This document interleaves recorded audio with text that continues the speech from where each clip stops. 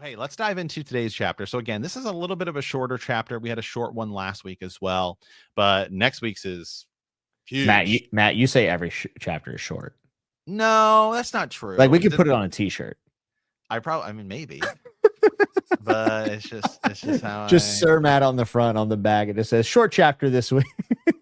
Well, when we hit Dance of Dragons, then I feel like every chapter is huge, right? I'll tell you what. I will say this. I thought that this chapter felt extremely fast paced, more fast paced than I remembered it being. Like a lot kind of happens in a Oh, short amount of time. They're moving. oh yeah, there's definitely a lot. There's definitely a lot for us to break down. So, Mm-hmm. let's dive into today's chapter, which is Sansa 4. And so this is the pre-purple wedding, by the way. I mean, that comes fast, really. Like we're just Yeah. getting over the red wedding, and now boom, purple wedding hits. That's just George. Just knows Yeah. what he's doing, man. Just like, oh, everything's dire. Nope. Now the Lannisters are flipped on their heads. Yes. So Sansa has learned from Tyrion the fate of her brother and mother at the Red Wedding. She and her husband joined many other guests at the Queen's ballroom to give Joffrey his wedding gifts. It is a new year, the 300th since Aegon's conquest, and Joffrey's wedding is that night. Tyrion presents his nephew with a copy of Grand Maester's Keith's Lives of Four Kings, one of only 4 copies in existence. Kevin tells the king it is a book every king should read. Joffrey is disappointed with the gift and hacks the book in half with a Valyrian sword his grandfather had just given him. Joffrey remarks that he is no stranger to Valyrian steel, and also that Tyrion owes him another gift. Tyrion suggests a Valyrian dagger with a dragonbone hilt, which seems to unsettle Joffrey for a moment before he says it is a good idea, but wants one with a gold hilt instead.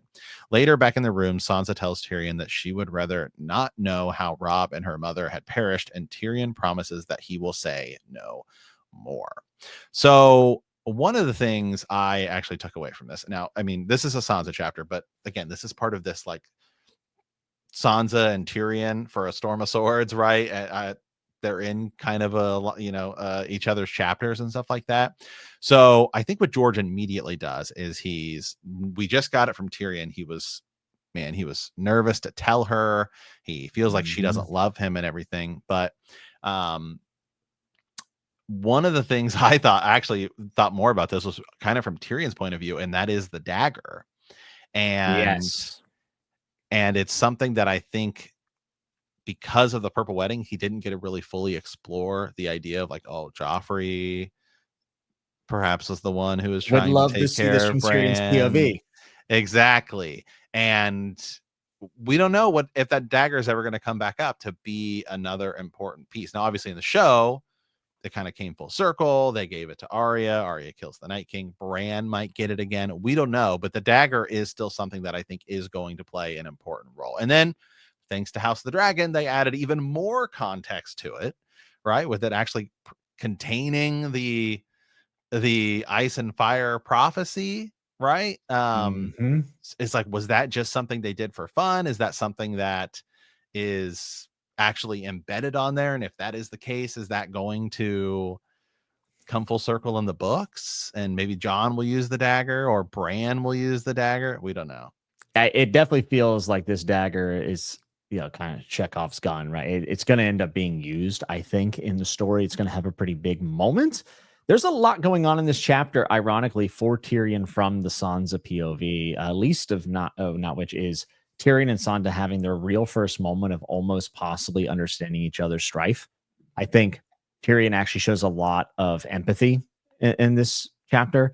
And I think Sansa, despite all of her distrust, which is rightfully earned, she kind of is like, well, what angle could this be? Like, why would he be so gentle in this moment? And then at the end, where he says, I know all of nightmares as well, really feels like there's a dark, unfortunate connection between the two, and they understand each other for the first time, maybe a little bit better.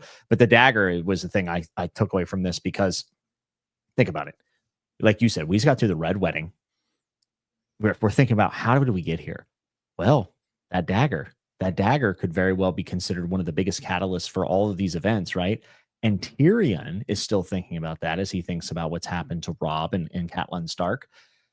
And what a callback. That's a deep callback at this point in the series to go back. It might seem like it hasn't been that far, but it's taken us 4 years to get through 3 books. It's a lot of pages to call back to that original event, which was kind of like at least one of the catalysts for this. So I like that. Well, and I think too, it's one of those things that just gets lost in the shuffle where Sure. it's like, because if the purple wedding doesn't take place, then Tyrion is going to begin putting the pieces together and trying to figure out what's going on. And then he would use that information going forward somehow Mm-hmm. and use it to his advantage, but he doesn't get the chance to. Yes. Right. And I think that that's really what happens here. I mean, obviously Tyrion and Sansa are both going to go in different directions here in like a minute. But you can see those plans are like something. Tyrion is going to begin using that. And I actually did like how they were at least somewhat like friendly towards each other when they finally kind of reunited at the end of Game of Thrones. And I think they probably will. I was going to And ask, do you think they meet again? I do. I think they meet again. I don't think they're gonna, keep their marriage or anything like I that. hope But not. it's actually kind of unfortunate because, man, they could have became, like, if you want to play the what if game, they could have became like a power couple. Because I don't think they ever would have loved each other like in public, but I think Right. they would have became like a political power. I think they would have like become friends with each other because I think Mhm. Tyrion would just, she doesn't want anything to do with me, and she would just be fine with him probably like whoring around and doing whatever, and she could probably Just don't touch do me. the right, and she could do the same, but they would definitely be able to, because I think eventually, if like this doesn't happen, Tyrion would begin to go after some of her enemies, especially like if they went to Winterfell, then who knows what could happen. I mean, they could Yeah. have. Then she's away from it all and everything. And I think Tyrion would respect the Starks and things like that. Mhm. He would have the rougher time in Winterfell because everyone would just listen to her. Yeah, I think that a Stark and a Lannister being together at all in this geopolitical climate, is a power couple. But the big Not in difference King's between, Landing. well, I was about to say the difference between someone like a Joffrey Lannister and a Tyrion Lannister is the fact that Tyrion would understand that Sansa is just as important as he is, whereas Joffrey doesn't see it like that. He doesn't respect Right. the North. He doesn't know anything about the North. Tyrion has been there. He's been to the Wall, which I think is actually one of the most underrated pieces of Tyrion's arc, is the fact that he had that experience and he wanted that experience. And I do think it gives him like a bigger worldview than a lot of the other people in King's Landing, including his sister. Yeah. I mean, that'd be another fun what if to explore. Like, what if Robert hadn't died and Sansa and Joffrey just gotten married? Like, where would they go? Would they just stay in King's Landing? Would they go to Storm's End? Yeah, Would yeah. I they don't go know, to? actually. Well, I guess they would go to Dragonstone because that's where he sent Stannis. And Stannis is MIA at this Like point. Joffrey and Sansa at Dragonstone sounds utterly miserable for Sansa because Joffrey would utterly hate it there. Yeah, there's not And much. there's not much to do, and he would just absolutely hate it there. Yeah, that I don't think that would have been good for anybody. To pivot back to last week, by the way, you remember me and you were talking like, does Shay know at this moment, like when, Right. like, or I'm sorry, does we went all the way down to, does Varys know about Shay and Tywin? Which, whatever, we can always go back to that, but we were wondering at this point, is Shay sleeping with Tywin? Mm-hmm. And I think I could be wrong. I think last week I said I think that she might have been, because she changed her attitude towards, like, she wasn't as worried. I disagree with myself after reading this chapter, because she is clearly jealous of Sansa, and that her cash cow and Tyrion is at threat with this new girl. And I think if she had been sleeping with Tywin at this point in the story, it is my belief that she wouldn't really care about Sansa and Tyrion being married, because she still has a securement with Tywin for the money. I mean, assuming that that's what she's after, status and money. She seems very territorial about Sansa in this chapter where they first kind of interact, which is, knowing what we know, is very awkward. Sansa doesn't quite know, but I actually think that at this point that Shay has not been with Tywin, and I am now leaning more towards it all happened during the trial, like him, bringing her in, manipulating her and everything. Yeah, that's where I'm at now. I'm actually going to go against myself from last week. Hey, and yeah, I just got that feeling from this chapter. I don't know if you had any thoughts about it or not. No, I that could definitely be the case. We need to pay more attention when we get to it in a couple weeks, and we get to that chapter to kind of really dive into Shay's things, because it's But I don't know, man. Last week, when we were looking at that stuff, I think she's a little something seemed off She's a in little last looser. week. Yeah. Yeah, Yeah. yeah, a little looser. But yeah, that's probably an accurate statement. So Oh my god. I wasn't even trying to make that fun. I My know. god. Anyway, here. Okay, let's pull up some quotes from this week's chapter as well.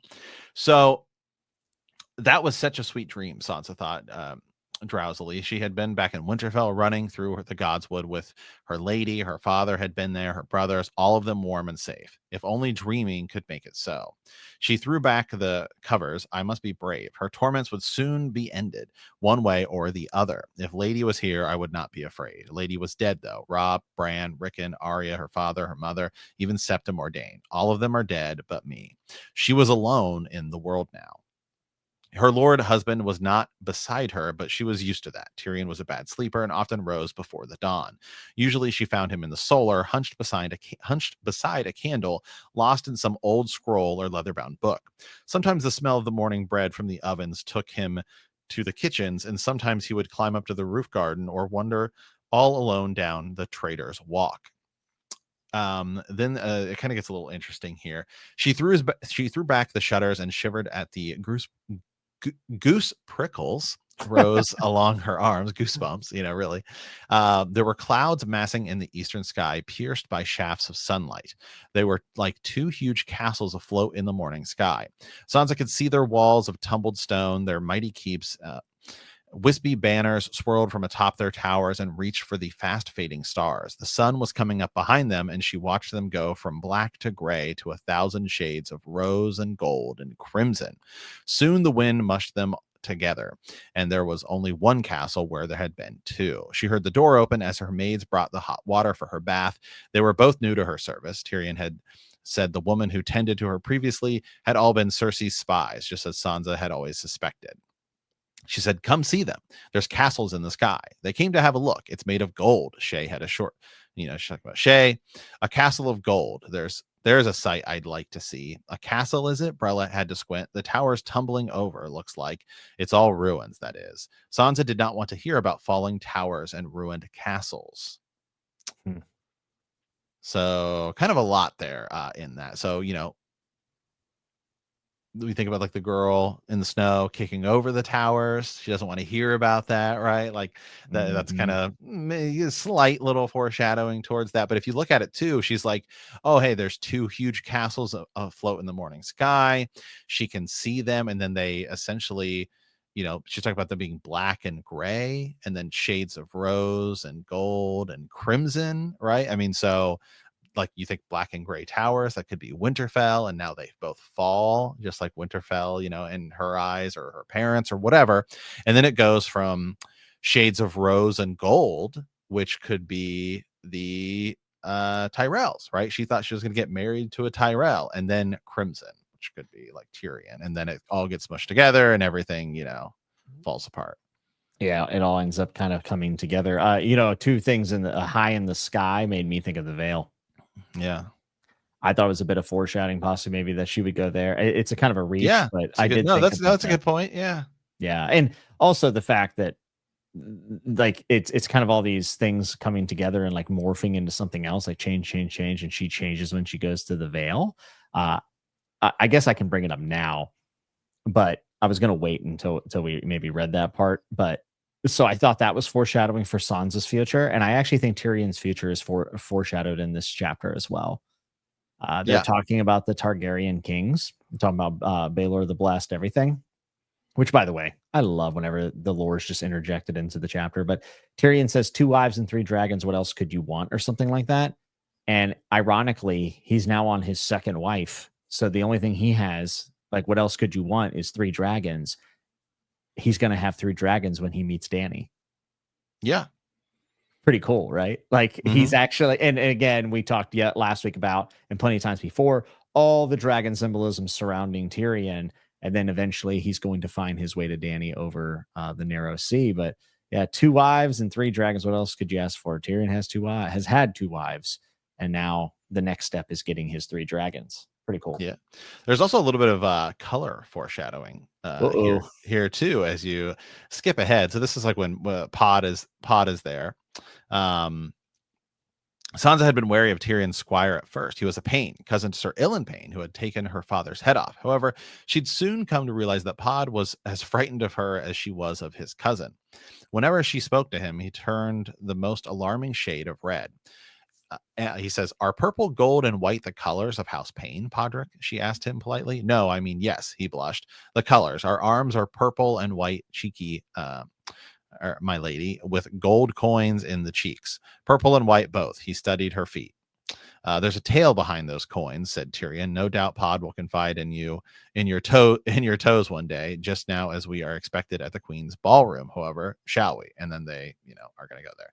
Sansa was tempted to tell him to beg off. "I could tell that my tummy was upset, or that's my moon's blood had come." She wanted nothing more than to crawl back into bed and pull up the drapes.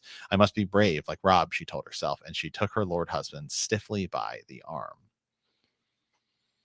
Yeah. I don't think she would have got out of that with her moon's blood excuse. I think she's wishful thinking here. I think Right. they would have dragged her there no matter what. Joffrey would have had her there because part of this fun for him is the embarrassment of her. Yeah. Yeah, so let's continue on a little bit here. So some of the stuff, like we talked about, he gets the Valyrian steel sword, and Sansa's remembering the sword of Lion's Tooth that Arya had flung into the trident. The guests were shouting out names for the new blade, and then he ultimately decides on Widow's Wail, which is somebody shouted, "Yes, I shall make many a widow too," he slashed again. "And when I face my uncle Stannis, it will break his magic sword clean in two." Joffrey tried a downcut, forcing Sir Balon Swan to take a hasty step backward. Laughter rang through the halls, and the look on Balon's face. Everyone knows this kid's a psychopath, and then to Yeah. choose the name Widow's Wail is obviously very on the nose, but psychopathic just like he is. So it kind of works. Yeah. Okay. Then let's go here, which is just a little bit further. So this is when he's talking about the sword, and he cuts the book in half. Tyrion was staring at his nephew with his mismatched eyes. "Perhaps a knife, sire, to match your sword, a dagger of the same fine Valyrian steel, with a dragon bone hilt, say." Joffrey gave him a sharp look. Yes, a dagger to match my sword. Good. He nodded. "A gold hilt with rubies in it. Dragon bone is too plain." So that's really kind of it on it, right? It's just this like tiny little bring up there, but Well, you that's can feel it catches Joffrey a little off guard. sure. And then he kind of dismisses it like, "Oh, dragon bone, that's too." Like, I think that this is pretty good. Like, I think Joffrey's reaction, though very minute, is a bit telling. And let's not forget that also, I believe Jamie thinks that Joffrey did it as well to get Robert's approval. So Mhm. there's two people think it's Joffrey. Now, George could be pulling a fast one on us, and it could end up being Littlefinger. Or I've seen some people speculate that it could be Mance Rayder, which I think is like one of Deep, the more super deep. interest. Yeah, I would need to refresh myself on that theory. That was one I heard a long time ago. But I think that Joffrey is almost a little stutter stepped here. When he's like, "Dagger, oh, like maybe he knows." Yeah. Well, if you go back and you track the path of the dagger, right? Like Littlefinger gets it at one Mm-hmm. point, and then Tyrion has it, and then that's why she thinks that Tyrion is the one who did it. Yeah, it would be like crazy if it was ultimately just Joffrey doing it because he's like, yeah, put the boy out of his misery. Mm-hmm. My dad would love this. Yeah. Yeah, why would he at all believe that Robert Baratheon would think that was a good Robert Baratheon would not like that whatsoever. I don't think Robert would find that to be very cash money. I think he would. Yeah, I mean, when would we ever believe that he would think like, oh, we should just put like kids out of their misery? Well, It's he's a psychopath. So right. he thinks about living things in a much different way than we do. Right. Yeah, it's just so bizarre. Yeah, I don't know. I don't know if I like it that it was ultimately just Joffrey doing it because it's like yeah, I mean, there's more to it if it's just like Well, it's also going to be if it, about how did Joffrey get it, though. Let's be fair. right, and that we don't know that. Could Littlefinger had somehow got it into his possession? But then you would have to, like, Littlefinger would have to have the foresight. The Bran would be the, you know what I'm saying? Like, I No, don't know, none dude. of that stuff would have happened. I don't think if Bran hadn't gotten injured. Yeah, exactly. So it kind of has to be there and in the moment and what's available to Joffrey and that dagger being it. I, Right. it's probably Joffrey, to be Now, I honest. mean, it could have been Littlefinger. It could ultimately have been Littlefinger, manipulating him into the situation to do it. Possibly.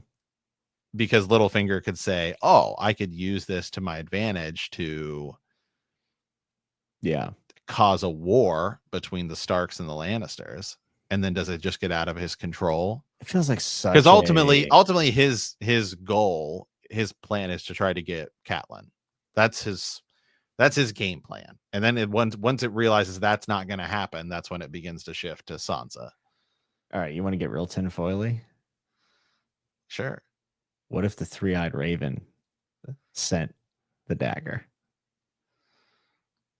You mean like through somebody through like Manipulated the whole green or thing something? as it gives the war, gives Bran the excuse to stay back. That's how Bran gets up and the inevitability that he becomes.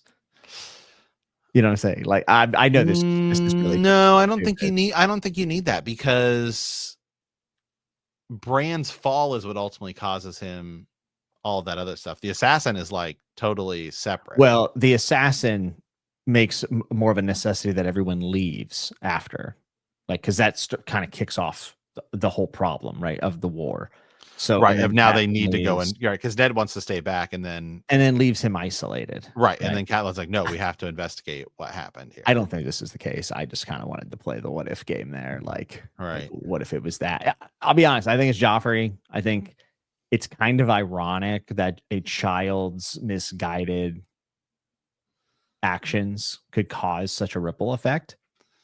But if you look at a lot of the ways wars start in history, a lot of it's really strange and almost seems like minor to blow up into something so large, and a lot of like coincidences too. World War One, for example, would probably be a decent example of this. There were some wars in the past started by people hunting the wrong seafaring Yeah. animals at the wrong times. I mean, there's been a lot of really weird ways that like big conflicts start. So Joffrey doing this for the approval of his dad, which is kind of a dumb thing to do, could very well just be the truth. Yeah. Okay. So we'll come on here a little bit. So there's some other things that do happen here a little bit. They run into Oberyn a little bit and have a few Yeah. just a quick little back and forth here.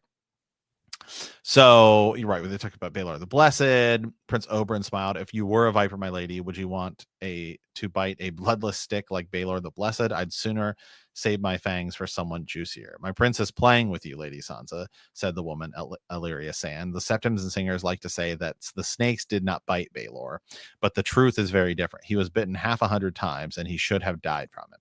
If he had, Viserys would have reigned a dozen years, said Tyrion, and the Seven Kingdoms might have been better served. Some believe Baelor was deranged by all that venom. Yes, said Prince Oberyn, but I've seen no snakes in this red keep of yours, so how do you account for Joffrey? I prefer not to, Tyrion inclined his head stiffly. If you will excuse us, our litter awaits. Then they leave. And then also Tyrion does have the last little thought about this. He says, I should have known better. I should have seen a good many things. Perhaps the dagger will please him more. When the dwarf grimaced, his scar tightened and twisted. The boy's earning himself a dagger, wouldn't you say? Thankfully, Tyrion did not wait for her to reply. Joff quarreled with your brother Robert Winterfell. Tell me, were there ill feelings between Bran and his grace as well? Bran, the question confused her. Before he fell, you mean? He thinks and he's thinking about it, and then that's kind of it. And then he just kind of then he asked her about if she wants to know how Rob died. She says no, and then he says, I know very much about bad dreams. Yes, and also thinking that she's getting ready. We have the hairnet. Everything's going to happen, and the accusal of Tyrion and Sansa. This is kind of a precursor in setting that up as well. The Oberyn stuff's very coded, talking about snakes and poisonous and everything else. Really leads well into what will become the Purple Wedding. Yeah. Yeah, I agree. So yeah, so he is planning and scheming there, and he's thinking about it. So maybe the point of that is actually that Sansa begins to understand and to Mm-hmm. try to put the pieces together about the dagger and Joffrey. Here's a And question. maybe that'll come up again in Winds of Winter with her and Littlefinger. Yeah, absolutely. Think about this too.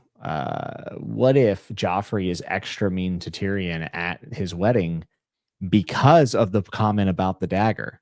Like he ruminated and was pissed off about it, and then went extra hard at his uncle at the wedding, which ultimately results in the Right. scene that happened. Like, you know what I mean? Like, that possibly could be why Joffrey's even more of a piece of trash Right. at his wedding than I think he comes off here. Yeah. So I don't really know that there's a whole lot Tyrion could do about it though. Like even if he I mean, what's he going to do with that information once, Joffrey's king and he's about to be married and then he no, there's not. But I think that Joffrey just doesn't like to be messed with. Like I think Yeah. that he wants all of the power and all. Like he wants to be the one postured. And in that moment, I read it as Joffrey almost kind of slips up a little bit. Like he's like, what? How does he know? And like, I don't want that dagger anyways. And then he goes back to his room and it's just like, like I'm gonna make sure he regrets this. Yeah. Yeah. It's not like Joffrey can come out and be like, he can't yell in front of everyone like you found out about the dagger. He can't do that. So he has to internalize, which probably makes him even more angry because he's a very emotional Yeah. kid. So Well, hey, we'll find out it next time because that's where we're at. Purple Wedding. Wow, it just felt like we spent so long getting to the Red Wedding, and now we're already at the Purple Wedding yeah, dude, it's because it's time. like 3 chapters later. It's crazy. Let's kill this kid. Thank God. This is this is a lot of people's favorite episode of Game of Thrones. A lot of people's favorite moment in the books. This is the one.